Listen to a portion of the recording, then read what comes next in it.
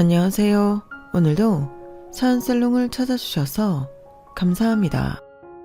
저는 남편과 사별한 지 3년 된 여성이에요. 여러분은 배우자에 대해 얼마나 알고 계세요? 저는 남편과 17년을 살았지만 이번에야 남편의 새로운 면모를 알게 되었어요. 그것도 남편이 세상을 떠나고 3년이나 지난 시점에 말이죠. 사실 저희 부부는 남편이 세상을 떠나기 몇 년 전부터 각방을 쓸 만큼 사이가 좋지 않았어요. 아이들이 아니었다면 진작에 이혼했어도 이상하지 않을 만큼 불신이 가득했고 서로에 대해 기대하는 마음조차 없었으니까요. 그런데 뒤늦게 남편의 진심을 알고는 주저앉아 오열할 수밖에 없었습니다. 남편한테 미안하고 그 사람이 너무 가엾게 느껴졌거든요. 이곳에 남편과의 결혼 생활을 털어놓는 건 저처럼 후회하는 분들이 없길 바라는 마음 때문이에요. 가장 잘 안다고 생각했던 사람의 진심을 있는 그대로 바라봐주지 못했던 저의 참여욕일 수도 있겠지만 아무쪼록 여러분들께서 제 사연을 통해 반면교사 하시기를 바라는 마음입니다. 저는 한부모 가정에서 자랐어요. 고등학교에 들어가던 해 부모님이 이혼을 하셨거든요. 사춘기 때 부모의 이혼은 자녀들에게 많은 영향을 끼친다고 하는데 솔직히 저는 엄마가 이혼을 선택한 건 정말 잘한 일이라고 생각해요. 저희 엄마는 형제 많은 집 맏며느리로 시집와 정말 고생을 많이 하셨어요. 괴팍한 시부모에 툭하면 사고치는 시동생들과 여우 같은 시누이들까지 정말 전생에 무슨 악연으로 만나게 됐나 싶은 인간들만 가득했거든요. 그중 최고의 빌런은 다름 아닌 시아버지였어요. 며느리 사랑은 시아버지라는 말이 있다지만 저희 할아버지는 조금 달랐어요. 지독해도 이렇게 지독하게 며느리 구박하는 시아버지도 없을 정도로 며느리 눈에서 눈물 빼는 기계였어요. 오히려 시어머니한테 기대서 울 정도로 엄마한테 시아버지는 저승사자 같았어요. 그런데 웃긴 건 저희 엄마를 며느리감으로 찍은 사람이 할아버지였다는 거예요. 부모 없이 친척집에 얹혀 살던 엄마는 결혼은 꿈도 안 꾸고 살고 있었는데 엄마가 일하던 인쇄소 사장님 친구였던 저희 할아버지가 당신 아들이랑 선을 보라고 권하셨고 이듬해 결혼까지 시키셨거든요. 아니, 그랬으면 특별히 잘해주지는 못해도 괴롭히지는 말아야 할 거 아니에요. 자기 손으로 데려온 며느리를 그 고생을 시키셨으니 성격 참 이상한 분이었죠. 그런데도 저희 엄마는 종종 시아버지를 그리워하세요. 저희 할아버지는 돌아가시기 2년 전부터 치매를 앓으셨는데 신기하게도 그 기간에는 저희 엄마한테 그렇게 잘해주셨다는 거예요. 어머님한테도 그렇고 당신 자식들한테도 그렇고 얼마나 선하게 구셨나 몰라. 이전과는 완전 다른 사람 같았다니까? 그런 양반이 그렇게 구박하던 나한테만큼은 세상 둘도 없이 친절하고 따뜻했었어. 치매가 아니라 사람이 개가천선한 게 아닌가 싶을 정도였지. 엄마 말로는 저희 엄마가 설거지라도 할라 치면 난리를 치면서 욕을 그렇게 퍼부으셨대요. 왜 우리 예쁜이 일 시키냐고 그러시면서요. 그리고는 방에 들어가 자고 있는 딸들을 깨워서는 설거지하라고 발길질까지 했다더군요. 하루 이틀도 아니고 그런 일들이 계속 이어지자 이후로는 할머니가 저희 엄마는 손에 물도 못 묻히게 하셨어요. 네가 이러면 집안이 시끄러워진다. 그냥 네 시아버지 모시고 근처 마실이라도 다녀와. 이거야 원 치매 걸린 남편 때문에 내가 뭔 고생인지. 그렇게 엄마를 끌고 밖으로 나오신 할아버지는 언제 그랬냐는 듯 멀쩡한 사람처럼 구셨고 며느리를 데리고 극장도 다니시고 동물원도 가시고 남산에 케이블카도 타러 다니시곤 했대요. 마치 아빠가 딸을 데리고 나들이 다니는 것처럼요. 시집 온 그날부터 고된 시집살이와 육아에 치여 살던 엄마는 덕분에 가사노동에서 벗어나 문화생활과 여유를 즐길 수 있었어요. 그렇게 치매 걸린 시아버지 덕분에 인생의 봄날을 즐기던 엄마는 할아버지가 치매가 아닌 것 같다는 의심을 하기 시작했고 그 의심은 점점 더 확신으로 굳어졌어요. 의사소견으로는 분명 치매가 맞긴 하지만 그 정도가 우리가 생각하는 것보다 경미한 것 같다고 말이죠. 그래도 가족들 누구에게도 그 말은 하지 않았어요.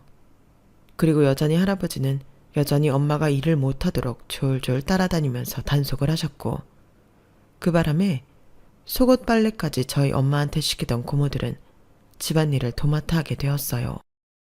고모들이 일 안 하고 누워서 저희 엄마한테 일을 시킬라 치면 할아버지가 달려가 등짝을 때리며 일하라고 소리치곤 하셨는데 그럴 때마다 엄마는 그동안 쌓였던 채증이 한 번에 쑥 내려가는 기분이었다더군요. 봄이 지나면 꽃이 지는 것처럼 세상에 영원한 건 없잖아요. 저희 할아버지도 치매 판정을 받은 지 2년 만에 몸과 정신이 급격히 나빠져서 병원에서 마지막 인사를 하라고 했거든요. 할아버지께서는 돌아가시기 전에 저희 엄마한테 마지막으로 이런 말씀을 하셨어요. 큰애야, 다음 생에는 다른 집에서 태어나지 말고 내 딸로 태어나라. 먹고 싶은 거, 입고 싶은 거 내가 다 해줄 수 있게. 고마웠다. 할아버지의 마지막 인사에 엄마는 오열할 수밖에 없었어요. 할아버지가 가족들 앞에서 저희 엄마를 구박했던 건 미워서가 아니라 일종의 눈가림이었어요. 할머니를 비롯해 모든 가족이 저희 엄마를 싫어했기 때문에 일부러 할아버지가 먼저 나서서 선수를 치신 거였죠. 그걸 눈치채지 못한 할머니와 아빠 형제들은 오히려 두 손 놓고 지냈으니 할아버지 계략이 성공이라면 성공일 거예요. 다만 그 속뜻을 저희 엄마가 너무 늦게 눈치챘다는 게 문제였지만요. 할아버지는 돌아가시기 전 2년 동안 당신이 할 수 있는 모든 방법으로 저희 엄마한테 사랑을 베푸셨어요. 처음부터 꼭 네 아빠랑 결혼하고 싶었던 건 아니야. 부모도 없고 친척집에 빌붙어 사는 나를 데려가주는 남자라면 누구라도 상관없었으니까. 내 처지를 알고도 며느리로 받아들인 네 할아버지가 어떻게 보면 내 인생을 구해준 은인인지도 모르지. 아버님이 나를 구박하신 덕분에 다른 식구들은 나를 안쓰럽게 생각했거든. 고부간의 갈등도 없고 시누이 시동생 시집살이도 없었으니 이 정도면 성공한 결혼이지 뭐. 다만 아버님 마음을 진작 알았다면 그렇게 미워하지는 않았을 텐데 그게 마음에 걸려. 할아버지에 대한 죄송한 마음 때문이었을까요? 엄마는 친할머니도 지내지 않으시는 할아버지 제사를 매년 지내셨어요. 첫 해는 그래도 예의상 제사에 참여했던 작은아빠들이랑 고모들은 이듬해부터는 이런저런 핑계를 대가며 오지도 않았어요. 그래놓고는 큰 고모가 뭐라는 줄 알아요? 원래 시부모 제사는 며느리 몫이라는 거예요. 그래서 출가 외인인 자기들은 안 가도 된다나요? 말이나 못하면 다행이지. 어떻게 남도 아니고 자기 부모 제사에 빠지면서 그런 소리를 하는 건지. 그런데도 아빠는 한 번도 자기 동생들 탓을 하는 적이 없었어요. 오히려 엄마한테 큰 소리를 치셨죠. 시키지도 않은 제사 당신이 지내겠다고 한 거니까 앞으로도 내 동생들한테 오라가라 허튼 소리 마라. 그러게 뭐하러 일을 벌여? 우리 엄마도 안 지내는 제사를 왜 당신이 나서서 지내냐고. 우리 아버지가 당신 남편이야 뭐야? 장남이라고 뭐 하나 남겨준 것도 없는데 왜 내 돈 들여 제사까지 지내야 되느냔 말이야. 앞으로 제사 비용은 당신이 벌어서 대든가 못하겠으면 때려치워. 아빠는 할아버지가 남기신 유산이 생각보다 얼마 안 되자 툭하면 할아버지 제사를 빌미로 엄마를 괴롭혔어요. 남의 부모 제사를 지내겠다는 것도 아니고 자기 부모 제사를 지내주겠다는데도 말이에요. 그런데 아빠가 모르는 게 하나 있었어요. 할아버지가 남기신 유산이 왜 적었는지 그 이유를요. 할아버지는 살아생전에 10수년에 걸쳐 저희 엄마한테 재산을 증여해 주셨거든요. 현금이 아닌 주식으로요. 저희 엄마 이름으로 개설된 주식통장에 차곡차곡 대기업 주식이 쌓여갈수록 정작 자식들한테 갈 유산은 줄어든 거예요. 어차피 죽으면 제사도 안 지내줄 자식들인 걸 할아버지는 일찌감치 알고 계셨나 봐요. 이런 할아버지의 성견지명이 빛을 발하는 일이 있었는데 그건 바로 저희 아빠의 외도였어요. 엄마가 그동안 치매에 걸린 시아버지 모시랴 살림하랴 저랑 동생 키우랴 밤낮없이 가족을 위해 헌신하는 동안 아빠는 밖에서 어린 여자랑 제2의 봄날을 즐기고 계셨거든요. 아빠가 다니는 회사 대리와 말이죠. 그 여자분 역시 저희 아빠처럼 가정이 있는 사람이었는데 그 집 남편이 아내의 외도 사실을 알아채고 저희 엄마한테 찾아오면서 아빠의 불륜이 밝혀지게 되었어요. 그동안 야근이다 출장이다 집을 비웠던 시간들마다 아빠는 여직원과 드라이브도 하고 벚꽃 축제도 가고 호텔과 모텔을 다니며 인생을 즐기고 있었던 거예요. 처음엔 오히려 화를 내며 부인하던 아빠는 상대 남편이 증거 사진과 문자 내역을 보내자 그제야 인정을 하더군요. 웃기는 건 저희 친가 식구들 반응이었어요. 특히 할머니요. 네가 오죽 네 남편한테 소홀했으면 착한 우리 장남이 밖에서 여자를 만났겠니? 내 아들 탓만 하지 말고 네 자신도 돌아봐. 이렇게 솔직히 나도 엄마 생각엔 동감이야. 그러게 내가 뭐라 그랬어? 여자는 한갑이 넘어도 여자라고 좀 꾸미고 살라 그랬잖아. 따지고 보면 이것도 다 자업자득이야. 불과 1년 전에 고모부가 전에 사귀던 여자랑 문자 하나 했다고 사니 못 사니 난리를 쳤던 고모는 할머니와 함께 저희 엄마를 공격했어요. 같은 여자가 맞나 싶을 정도로 두 사람의 말과 정신 상태는 바람핀 남자들이 짓거리는 개소리를 그대로 닮았더군요. 말이 안 통하는 인간들한테 필요한 건 그들의 밥그릇을 박살내는 거였어요. 그렇게 당신이 당당하다면 내가 당신 회사로 찾아가도 되는 거지? 윤대리라는 여자 얼굴도 확인할 겸 내일 회사로 갈 테니까 그렇게 알아. 야, 너 미쳤어? 네가 왜 회사로 와? 그러다 나 회사에서 잘리면 네가 먹여 살릴 거냐? 제발 생각이라는 걸 좀 해. 무식하게 좀 굴지 말고. 생각은 당신이 해야 할걸? 어차피 나는 당신이랑 살 생각 없어. 오늘 낮에 변호사 사무실에 가서 이혼 상담도 했고 앞으로는 말도 안 통하는 당신이나 당신 가족은 나보다 법에 대해 잘 아는 변호사랑 하게 될 거야. 당신 말대로 무식한 내가 뭘 할 수 있겠어. 그래서 내가 고용한 똑똑한 변호사가 당신이랑 상간녀 인생 탈탈 털어줄 테니까 그렇게 알아. 결국 그날 밤 아빠와 상간녀는 저희 엄마 앞에서 무릎 꿇고 한참을 빌었어요. 집을 엄마한테 넘기는 조건으로 아빠가 다니는 회사에는 찾아가지 않고 조용히 이혼하는 걸로 합의를 보았죠. 상간녀 역시 3천만 원의 위자료를 지급하는 걸로 합의봤고요. 아빠는 그때까지도 알지 못했어요. 엄마는 변호사 사무실에는 간 적도 없다는 걸요.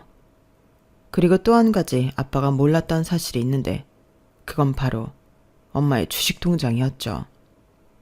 할아버지께서 가족들 몰래 엄마한테 남겨주시고 간 유산이요. 알았다고 해도 별 수 없었을 거예요. 할아버지께서 생전에 엄마한테 양도해 준 거였으니까요. 재미있는 사실은 저희 엄마 입을 막고 회사의 불륜 사실을 감추려 했던 아빠와 상간녀의 노력은 얼마 뒤 산산이 부서졌다는 거예요. 상대 남편이 회사 게시판에 글을 올리면서 들통나 버렸거든요. 결국 회사에서 쫓겨난 아빠는 툭하면 술을 마시고 집으로 찾아와 난동을 부렸어요. 그러다 접근 금지 명령까지 받게 되었죠. 엄마는 아빠와 이혼을 한 뒤에도 시아버지 제사를 지내고 있어요. 아빠와는 연이 끊어졌다지만 여전히 시아버지와 며느리 관계는 끝나지 않았다고 믿기 때문이었죠. 부모님이 이혼하신 뒤 저희는 이사를 했어요. 원래 살던 집은 저희 본가랑 걸어서 5분 거리라서 길에서 수시로 할머니와 마주쳐야 했거든요. 할머니는 저희 엄마를 볼 때마다 적반하장으로 화를 내셨어요. 남자가 사회생활 하다 보면 잠깐 한눈도 팔 수도 있는 거지. 그런다고 바로 이혼하자는 소리를 해? 친정도 근본도 없는 걸 받아줬더니 배은망덕하게 시리. 내 아들 인생 망쳐놓으니까 이제야 속이 시원하냐? 몸뚱아리 하나 딸랑 들고 시집와서 내 아들 집까지 뺏고 나니까 살 맛나냐고. 이래서 집안의 여자를 잘 들여야 한다고 하는 건데 그놈의 영감탱이만 아니었으면 너 같은 건 절대 우리 집에 안 들였어. 너 볼 때마다 재수없으니까 내 눈에 안 보이게 멀리 이사 좀 가. 할머니 닭달에 이사를 하게 됐지만 결과적으로 엄마와 제게는 더 좋았어요. 마른 하늘에 날벼락 맞듯 길에서 우연히 만난 할머니한테 욕설을 들을 필요도 없고, 우리 엄마를 자기 집에서 부리는 식모처럼 환대하는 고모들이랑 작은 아빠들과도 마주칠 일이 없었으니까요. 무엇보다 엄마 때문에 자기 인생을 망쳤다는 망발을 하며 툭하면 찾아와 살림을 부수고 폐악질을 해대는 아빠를 더는 보지 않아도 됐으니까요. 거기다 집안 형편도 따로 나와 살기 시작하면서 더 좋아졌으니 당연히 좋을 수밖에요. 할아버지께서 엄마한테 남겨주신 주식 통장에는 생각보다 많은 주식이 들어있었고, 십수년 세월이 흐르는 동안 주식도 많이 올랐더라고요. 아빠랑 결혼한 뒤로 집안 살림만 해오던 엄마는 주식을 팔아 가게를 여셨어요. 딱히 기술이 있는 게 아니라서 엄마가 잘할 수 있는 걸 해보자 생각했고, 그렇게 결정한 게 반찬 가게였어요. 큰돈 벌 생각 않고 우리 두 식구 먹고 살 정도면 좋겠다고 생각해서 연 가게였는데, 생각보다 장사가 잘 돼서 돈 걱정 없이 살 수 있었어요. 비록 이혼 가정이기는 했지만 엄마 덕분에 저는 남들 부러울 거 없이 충분한 지원을 받으며 자랐거든요. 사교육 덕분에 제가 원했던 대학도 들어갈 수 있었고, 대학 등록금 버느라 아르바이트를 하며 아등바등하는 삶을 살지 않아도 되었어요. 하지만 이기적이고 사악한 친가 사람들을 보고 자라서 그런가 저는 일찍부터 결혼에 대한 환상은 버리게 되었어요. 엄마한테는 미안한 소리지만 저는 엄마처럼은 살고 싶지 않았거든요. 구덕이 무서워 장 못 담그냐고 하실지도 모르지만 어릴 때부터 내 엄마가 아빠와 시댁 식구들한테 무시당하고 일꾼처럼 부려지는 걸 봐온 저로서는 구덕이도 피하고 싶은 심정이었어요. 대학 시절에도 그렇고 직장에 취직을 해서도 그렇고 남들처럼 멀쩡히 연애를 했지만 결혼 얘기가 나오는 시점부터 더 이상 만남을 이어가기 싫어지더라고요. 그 사람이 싫은 건 아닌데 마음속으로 이 사람들도 결국엔 변하겠지 하는 의심이 들어서 마지막 한 발자국을 딛지 못하고 헤어지곤 했어요. 20대까지는 이런 연애 패턴이 그렇게 타격은 없었어요. 하지만 주변 친구들이 하나둘 결혼을 하고 엄마한테 지인들의 자녀 청첩장이 날아들기 시작하면서 상황이 달라지기 시작했어요. 결혼을 피하고 싶은 제 마음과 달리 엄마는 결혼 생각 없이 사는 딸이 걱정되셨나 봐요. 너도 30이 넘었는데 결혼 생각은 안 하는 거니? 애도 낳아야 할 텐데 더 늦으면 힘들어. 왜? 주변에 괜찮은 남자가 없어서 그래? 엄마가 손자리 알아봐줘? 필요 없어. 난 결혼 안 할 거니까. 아니 왜? 네가 뭐가 부족해서 결혼을 안 해? 그런 거 아니야. 난 그냥 지금 상황이 편해. 일도 마음 편히 할 수 있고 내가 번 돈 내 마음대로 쓰고 살 수도 있으니까. 차마 엄마처럼 살기 싫어서 그렇다는 말은 할 수 없었어요. 그 말에 엄마가 어떤 심정이 들지 누구보다 잘 알고 있으니까요. 이혼 가정의 부모님들은 혹시나 자식이 부모의 이혼 때문에 결혼에 대해 부정적인 생각을 가지지 않을까 걱정한다는 걸 저도 잘 알고 있었거든요. 그리고 엄마한테 말했던 것처럼 현재 상황이 편하고 좋았기 때문에 딱히 결혼 생각이 없는 것도 사실이었어요. 그런데 사람 마음이 갈대와 같다고 제 마음이 순식간에 변하게 될 줄 누가 알았겠어요? 그래서 옛말에 집신도 제 짝이 있다고 하는가 봐요. 남편을 처음 만난 건 대학 동기의 결혼식에서였어요. 신랑 측 친구였던 남편은 결혼식이 시작하기 전부터 카메라를 들고 식장 안에서 촬영을 하고 있었어요. 그때까지만 해도 예식장에서 고용한 사진기사인 줄 알았죠. 신부 대기실에서 그날의 신부였던 동기한테 축하 인사를 하는데 그때 남편이 안으로 들어왔어요. 그러자 동기가 저한테 그러더군요. 화영아, 인사해. 우리 아주버님이셔. 사진사인 줄 알았던 남편의 정체는 뜻밖에도 일식 요리사였어요. 대학은 사진과를 나오셨는데 일본으로 출사 여행을 갔다가 일식에 반해서 진로를 바꾸셨어. 현재는 오너 셰프이기도 하고. 재수씨도 참 오너 셰프라고 하니까 뭔가 대단해 보이잖아요. 그저 조그마한 일식집 하나 하고 있습니다. 남편의 첫인상은 맑고 청명한 느낌이었어요. 사람을 대하는 직업 탓인지 상대한테 부담을 안 주면서도 대화를 즐겁게 이끌어가는 재주가 있더라고요. 남편은 사진을 찍어주겠다며 저와 친구들을 동기 옆으로 불러 모았어요. 그런데 이상하게 이 남자가 나한테 포커스를 맞추고 있다는 느낌이 들더라고요. 제자리에서는 반대편 뷰파인더가 보이지도 않는데 말이죠. 아니나 다를까 나중에 신혼여행에서 돌아온 동기가 보내준 사진을 보고는 이 남자가 나한테 마음이 있다는 걸 단박에 알 수 있었어요. 저뿐만 아니라 동기조차도요. 야, 누가 보면 내가 네 결혼식에 들러리 온 줄 알겠다. 아니, 아주버님도 그렇지. 어떻게 내 결혼식에서 네 화보 촬영을 할 수가 있냐? 친구가 보내준 사진에는 신부 대기실에서 찍은 사진뿐만 아니라 결혼식장 곳곳에 서 있는 제 모습이 담겨 있었어요. 자연스러운 스냅 사진들이었는데 한눈에 봐도 전문가 포스가 느껴질 정도로 자연스럽게 잘 찍었더라고요. 장수가 꽤 돼서 친구 말로는 자기가 나온 사진보다 제 사진이 더 많은 것 같다고 헛웃음을 짓더라고요. 예, 너 만나는 사람 없으면 우리 아주버님 한번 만나보지 않을래? 가게 오픈하고 자리 잡느라 연애 안 한 지 꽤 되셨는데 그래서 시부모님이 한 걱정을 하신다. 우리 결혼할 때 아주버님이 먼저 그러셔서 그것 때문에 말이 좀 많았잖니. 내가 우리 아주버님이라서 그런 게 아니라 사람 참 좋아. 실력도 있고. 어때? 한번 만나볼래? 저 역시 남편이 첫인상도 좋고 마음에 들었기 때문에 마다할 이유가 없었어요. 둘 다 나이가 있어서 그랬는지 말이 나오자마자 만날 날을 잡기까지는 일사천리였어요. 하지만 남편이 휴무일과 제 휴무일이 달라서 시간을 잡기가 꽤 힘들더라고요. 저는 오전에 출근해 6시면 퇴근을 했지만 남편은 오전 10시에 출근해 밤 10시까지 꼬박 가게를 지켜야 했거든요. 그래서 쉬는 날 남편 가게에서 보기로 했어요. 브레이크 타임이라 둘이 조용히 얘기를 나눌 수 있었거든요. 남편 말대로 가게는 꽤 협소한 크기였어요. 오픈 주방에는 디귿자 모양으로 바가 놓여 있었고 4인용 테이블은 3개에 불과했어요. 이런 코딱지만한 가게에서 벌면 얼마나 버나 싶죠?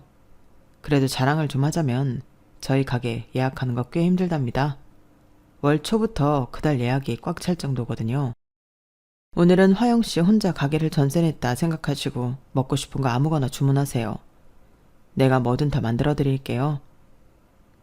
요리사 유니폼을 입고 주방에 서 있는 남편은 만화 미스터 초밥왕에 나오는 고수 일식 요리사의 분위기를 물씬 풍겼어요.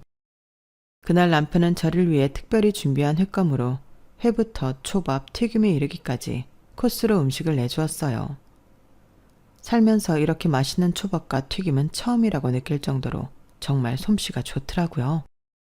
아직 사귀기로 한 것도 아닌데 이런 말하면 조금 그렇겠지만 그래도 미리 얘기하는 게 좋을 것 같아요. 저랑 사귀게 되면 남들처럼 데이트는 할 수 없을 거예요. 제가 할 수 있는 최선은 지금처럼 제 주방에서 화영 씨를 위해 음식을 만들어 드리는 정도일 테니까요. 그래도 이거 한 가지는 확실히 말할 수 있어요. 저 절대 딴 사람한테 한눈은 안 팝니다. 보시다시피 그럴 시간이 없거든요. 남편은 장난처럼 한 말이었지만 저한테는 그 말이 가장 큰 위안이 되었어요. 사춘기 시절 바람난 아빠를 지켜보면서 결혼에 대한 반감이 생겼던 저로서는 이보다 안심되는 상황도 없었으니까요. 그리고 무엇보다 남편이 순식간에 제 마음속으로 들어와 버렸기 때문에 거절하고 자식과할 생각 자체를 할 수 없더라고요. 그렇게 남편과 1년 가까이 연애를 하고 내 인생에 절대 없을 줄 알았던 결혼을 하게 되었어요. 동기가 먼저 결혼 생활을 하고 있었기 때문에 집안 사정은 들어서 잘 알고 있었고 부모님도 그렇고 시동생과 시누이도 그렇고 괜찮은 사람들 같아서 결정이 생각보다 쉬웠던 것 같네요. 그런데 사람을 판단하는 데 있어서 어느 방향에서 보느냐도 중요하다는 걸 나중에서야 알게 된 거예요. 차남과 결혼했던 동기한테 저희 시댁은 그리 나쁘지 않은 집안이었는지 모르겠지만 장남과 결혼한 저에게는 이보다 지긋지긋한 거머리 같은 시댁도 없었거든요. 결혼하고 반년도 안 돼서 알게 된 저희 시댁의 사정은 맏며느리로서 정말 최악의 조건이었어요. 그동안 남편이 일식에 빠져 사진을 그만두었다고 들어왔던 저는 그게 사실이 아니라는 걸 알게 되었죠. 그건 다름 아닌 돈 때문이었어요. 남편은 대학 시절부터 자기 등록금은 물론 생활비까지 대고 있었더라고요. 사진과 학생이라서 선배들을 따라 웨딩 촬영 보조를 뛰며 돈을 벌었고 일본으로 갔었다던 출사 여행도 알고 보니 일 때문에 갔던 거더라고요. 물론 거기서 난생 처음 값비싼 일식집을 경험하곤 일식에 매료된 건 사실이지만 사진을 그만두고 일식집에 취직해 밑바닥부터 일을 배운 건 좋아서만은 아니었어요. 당시 시동생 등록금이 모자라서 고가의 카메라를 팔고 여타 장비까지 팔아야 해서 할 수 없이 선택하게 된 거였죠. 식당에서 일해보신 분들은 아시겠지만 일도 고되고 일단 노동시간이 길잖아요. 차려 나오는 음식은 예쁜지 몰라도 주방 안에서는 주방장의 살벌한 욕설을 들으며 하루 종일 초조감이 될 때까지 일을 하게 되고요. 특히 일식 특성상 겨울에는 춥고 여름에는 찜통 같은 주방은 사람 진을 빼기 딱 좋았어요. 그 안에서 수십 년을 버틴 끝에 실장 자리까지 올랐고 또다시 남의 가게에서 수년을 버틴 덕에 가게를 열 수 있었던 거예요. 가게를 차리기까지 쉬는 날도 없이 알바까지 뛰었으니 연애는커녕 손님이 아니고서는 여자를 만나볼 시간조차 없던 거였죠. 가게 예약이 쉽지 않을 정도로 가게는 잘 됐지만 결혼할 때 보니 남편 수중에 돈은 거의 없더라고요. 그래서 신혼집을 구할 때 집은 저희 엄마가 해주셨고 살림은 남편과 제가 둘이 보태서 채웠어요. 그런데도 시아버지께서 뭘 하시는 줄 아세요? 형동이 가게야말로 화수분 아니냐. 언제고 손만 대면 돈이 나오는 화수분. 그런 가게를 가지고 있는데 집이야 며느리 네가 해오는 게 당연하지. 직장인이야 퇴직하면 그만이지만 일식 요리사는 손 떨릴 때까지 할 수 있는 거 아니냐. 그러니 이 결혼이 믿지는 장사는 아니란 얘기다. 그때 이 집 식구들이 내 남편을 어떻게 보는지 알아챘어야 했어요. 시댁 식구들한테 맏아들은 화수분 그 자체였던 거예요. 언제고 돈 달라는 말을 하면 거절 않고 돈을 내어주는 호구 같은 화수분이요. 결혼하고 2달쯤 지난 어느 날이었어요. 여보, 생활비는 언제 줄 거야? 일단은 내 월급으로 쓰고는 있는데 자기가 생활비 얘기가 없어서. 생활비? 한 달에 얼마나 주면 돼? 얼마를 주다니 다 줘야지. 나도 내 월급 다 털어 쓰고 있는데. 애초에 경제권은 나한테 주기로 한 거 아니었어? 그 말에 남편은 난감한 표정을 지었어요. 그리고 그 이유는 얼마 지나지 않아 알 수 있었죠. 세상에, 매출이 이렇게 높은데 집에 가져오는 게 고작 이것뿐이야? 이건 우리 회사 신입 월급만도 못하잖아. 나머지 돈은 어딨어? 실은 부모님 생활비랑 여진이 대학원 등록금을 내가 책임져야 하거든. 뭐? 아니 그게 무슨 소리야? 그걸 왜 다 당신이 내? 배보다 배꼽이 크다고 우리 집 생활비는 쥐꼬리만큼 가져오면서 매달 시댁에 보내는 돈은 5배도 넘게 되는 거 있죠. 아니 이게 무슨 말도 안 되는 짓인지 제 머리로는 도저히 이해가 안 갔어요.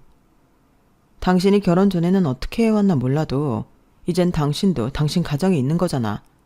언제까지 부모님 생활비에 여동생 등록금까지 대줘? 안 돼. 절대 안 되니까 당신이 아버님께 확실히 말씀드려. 여보, 우리 결혼하고 겨우 2달밖에 안 됐어.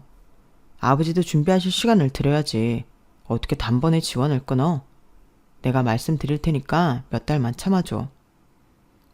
생각 같아선 단 하루도 참아주고 싶지 않았지만 일단은 남편 뜻을 따르기로 했어요. 그리고 손아래 동서이자 동기한테 전화해 하소연을 했어요.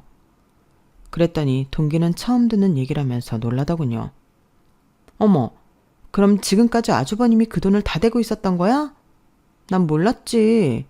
남편 말로는 자기 대학 입학했을 때 아버님이 하시던 사업이 망했다고는 했지만 지금까지 잘 살고 계신 거 보고는 그래도 벌어놓은 돈이 꽤 있었나 보다 했지 뭐. 어머머 세상에. 그래서 아주버님은 뭐래? 앞으로 본가에 돈 안 해드린대? 당연한 거 아니야? 아니 시누이도 진짜 웃기네. 자기 대학 등록금을 왜 오빠한테 받아? 자기가 벌어서 다닐 능력이 안 되면 취직을 했어야지. 왜 대학원에 가냐고? 듣자니 대학도 변변찮은데 다니던데 거기 대학원 나와서 자기가 교수를 할 거야 뭘 할 거야. 어쩜 사람들이 이렇게 이기적인지 몰라. 우리 그이 등골 빼서 먹고 살면서 어떻게 미안한 줄 모르냐고. 동서한테 한참을 하소연한 저는 얼마 뒤 내가 괜한 짓을 했다는 걸 알 수 있었어요. 시동생도 동서도 다 한통속이었거든요. 가게 직원한테 물어보니 그동안 시동생도 툭하면 가게로 찾아와 돈을 빌려갔고 동서는 친정 가족 모임까지 우리 남편 가게에서 공짜로 해왔더라고요. 아주 온 사방에 내 남편을 호구로 부리는 인간들 뿐이었던 거예요. 아니, 당신네 가족들은 다들 왜 그래? 왜 당신한테만 빨대 꽂고 달려드는 거냐고. 당신이 가족들한테 무슨 죄라도 지었어? 그러지 않고서야 어떻게 이러냐고. 당하고 살아온 내 남편이 너무 불쌍하고 안타까워서 나도 모르게 눈물이 나왔어요. 그래서 하루빨리 시댁 식구들의 착취로부터 내 남편을 구해내고 싶었어요. 하지만 오랜 시간 내 남편한테 의지해오던 시댁 식구들의 생활 태도를 하루아침에 바꾸기란 쉽지 않더라고요. 시댁 식구들과 함께 식당에서 식사할 때면 의뢰 계산서는 제 남편한테 건네고 부모님 생신 선물이나 집에 목돈 들어갈 일이 생기면 당연히 제 남편이 돈을 내야 하는 걸로 알더라고요. 그런 일로 동서와 말다툼을 벌인 것도 한두 번이 아니었어요. 그런 일이 이어지다 보니 전처럼 대학 동기 사이가 아니라 남들처럼 형님 동서 사이로 지내게 되더라고요. 형님, 이번에 어머님 환갑 때 아버님이랑 동남아 여행 보내드리는 게 어때요? 홈쇼핑에 베트남 사파 패키지 상품 나온 거 보니까 꽤 괜찮더라고요. 좋기야 유럽으로 보내드리면 좋겠지만 돈 내는 사람 생각하면 동남아가 적당하다 싶더라고요. 아주버님도 그 편이 덜 부담되실 테니까요. 동서, 왜 당연하게 우리 그이가 돈을 내는 걸로 생각하는 건데? 맏아들만 자식이야? 둘째 아들도 있고 딸도 있는데 왜 뭐든 돈 문제만 생기면 우리한테 떠미는 거냐고? 형님, 내가 이런 말까지 하기 좀 그렇지만요. 형님이 시집 오기 전에는 늘 그래 왔어요. 형님 고집 때문에 매번 말 나오고 형제간에 다툼 생기는 거 문제 있다고 생각하지 않아요? 그리고 두 사람 결혼까지 이어준 나한테 이러면 안 되죠. 동서, 말 잘했어. 그래, 그동안 내 남편이 이 집 사람들한테 어떻게 해왔는지 동서도 잘 아는 모양이니까 오히려 말하기 편하네. 그동안 그렇게 등골 빼먹었으면 이제는 좀 그만해야 하는 거 아니야? 어떻게 사람의 호의를 권리로 착각하고 살 수가 있어? 그거 너무 염치 없는 짓이야. 그리고 우리 결혼할 때 동서한테 명품백 사준 건 기억 안 나나 보지? 그 정도 받았으면 그만할 때도 됐는데 어떻게 동서는 4년이 지난 지금까지도 우리 결혼 이어준 타령하면서 생색을 내? 왜? 나 죽을 때 영정 앞에서도 그 소리 하지 왜? 좋아. 그런 식으로 매번 돈 드는 일은 우리 남편한테 떠민다면 나중에 시부모님 유산도 우리 다 줘. 그럼 할게. 동서, 어떻게 할까? 비록 시부모님한테서 나올 유산이라고 해봐야 집 한 채가 다지만 동서는 그마저도 욕심이 나는지 유산을 다 주는 건 안 된다며 자기들도 돈을 보태겠다고 했어요. 다만 마주와 둘째는 차등해서 돈을 내게 해달라고 하더군요. 더럽고 치사하기는 했지만 그러라고 했어요. 어떻게든 내 남편 혼자 독박 쓰는 건 막아야겠다는 생각 때문이었죠. 결혼 4년차에 접어들고 그 사이 두 아이를 출산하는 동안에도 남편의 시댁 지원은 이어졌어요. 말로는 액수를 많이 줄였다고는 하는데 여전히 매달 수백만 원 이상이 시댁으로 들어가고 있는 건 여전했어요. 그 일로 남편과 다툼은 이어졌고 시누이 결혼을 계기로 저와 아이들은 아예 시댁에 발길을 끊게 되었죠. 시누이 결혼 얘기를 꺼내자면 지금 생각해도 속에서 천불이 나요. 글쎄 시누이가 결혼을 앞두고 제 남편한테 신혼집을 해달라고 그러더라고요. 신랑 쪽 집이 상황이 안 좋아서 월세로 시작하라고 했다는데 자기는 죽어도 그렇게는 못 산다고 제 남편 보고 전셋집을 얻어달라고 그러는 거 있죠. 거기에 시부모님까지 끼어들어 큰오빠가 그 정도 못 해주겠냐며 바람을 잡으시는데 정말 뚜껑 열리는 줄 알았다니까요. 결국 그 일로 제가 시댁 식구들과 한바탕 싸우게 됐고 시댁에 발길을 끊게 되었어요. 명절이나 제사 때는 남편만 시댁에 보내게 됐고요. 상황이 이 정도 됐으면 자기도 정신 차리고 시댁에 돈 보내는 걸 그만둬야 하잖아요. 그런데도 남편은 자기가 뭔 죄인이라도 되는 것처럼 죽어라 이래서 자기 부모한테 퍼다 나르지 뭐예요. 부모 부양을 아예 때려 치우라는 게 아니라 형제들끼리 나눠서 정도껏 하다는 건데 버는 돈의 반 이상을 그렇게 퍼다 나르니 제가 화를 안 내게 생겼냐고요. 남편과 살았던 17년 동안 우리 부부가 싸운 건 전부 시댁에 보내는 돈 문제 때문이었어요. 결국 남편이 죽기 전부터는 아예 각방을 쓰고 살게 되었고요. 그 정도 살고 보니 이젠 남편 숨소리만 들어도 속이 꼬이고 남편 목소리도 듣기 싫을 정도였어요. 그런데 생각지도 못한 순간에 남편이 심근경색으로 세상을 떠나고 나니 미웠던 마음이 고스란히 미안함으로 바뀌더군요. 거기다 남편 장례식장에서 친척들을 통해 들은 얘기 때문에 더더욱 가슴이 찢어지는 것 같았어요. 시숙 어른을 통해 제 남편이 시댁에 그렇게 헌신적이었던 이유를 알게 됐거든요. 형동이가 업둥인 건 몰랐어? 하긴 다들 쉬쉬했으니까. 지 아버지 사업 망하고서야 알게 됐을 거야. 있을 땐 몰라도 생활이 어려워지니까 자기 배 아파 낳은 자식 먼저 챙길 생각에 형동이더러 대학 그만두고 돈 벌어오라 그랬다더라고. 그래도 형동이 그놈이 심성이 착해서 군소리 한마디 않고 바로 학교 그만뒀다더라고. 그 뒤로는 형동이가 완전 그 집 살림 미천이었지 뭐. 불쌍한 놈. 이거 살고 갈 거 그 고생을 했나. 그 말을 듣고 나니 눈이 뒤집어졌어요. 100번 양보해서 대학 그만두게 한 것까지는 이해한다 쳐요. 아니 그렇다고 수십 년 동안 자기 집 생활비에 자기 자식들 등록금에 결혼자금까지 대게 해요? 말로는 당신들 맏아들이라고 그러면서 세상에 어떤 부모가 자식한테 키워준 값을 이자까지 쳐서 받냐고요. 그 와중에도 남편이 죽고 나니까 가게를 정리해서 일부 떼어달라는 소리를 하길래 면전에 대고 쌍욕을 퍼부어줬어요. 업둥이 하나 키워주고 아직도 받아낼 게 남았어요? 왜? 내 남편 시체라도 팔아서 돈 달라 그러시죠? 인겁을 쓰고 이러면 안 되는 겁니다. 인생 그따위로 사는 거 아니라고요. 내 남편 가는 마당에 돈 뜯어낼 궁리들 그만하시고 앞으로는 잘난 친자식한테 기대 살 궁리나 하세요. 당신들하고는 말도 섞기 싫으니까 앞으로는 찾아오지도 말라고요.